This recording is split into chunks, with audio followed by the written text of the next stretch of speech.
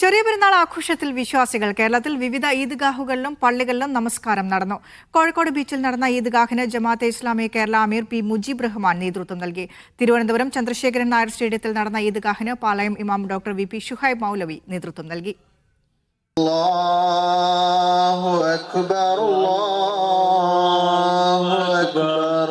അല്ലാഹു അക്ബർ വലില്ലാഹിൽ ഹംദ്.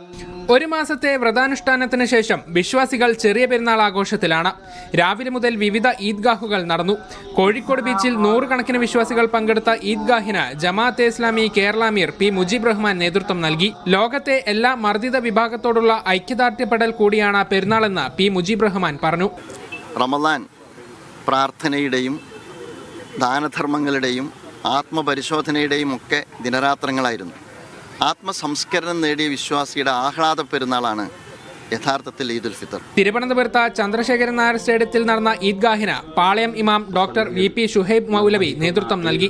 എല്ലാ മേഖലകളിലും അള്ളാഹുവിന്റെ വിധികളും വിലക്കുകളും പാലിച്ചുകൊണ്ട് അള്ളാഹുവെ സൂക്ഷിച്ചുകൊണ്ട് മുത്തഖീങ്ങളായി ജീവിക്കുവാൻ എന്നോടെന്ന പോലെ നിങ്ങളോടും ഉപദേശിക്കുകയാണ്. എല്ലാവരോടുമായി തഖ്വ കൊണ്ട് വസിയത്ത് ചെയ്യുകയാണ്. അല്ലാഹു തആല നമുക്ക് എല്ലാവർക്കും തഖ്വയും ഈമാനുമുള്ള ജീവിതം നൽകി അനുഗ്രഹിക്കുമാറാവട്ടെ. കൊല്ലത്ത് കർബല ഗ്രൗണ്ടിൽ നടന്ന ഈദ് നമസ്കാരത്തിന് അബ്ദുൾ ഷുക്കൂർ മൗലവി നേതൃത്വം നൽകി.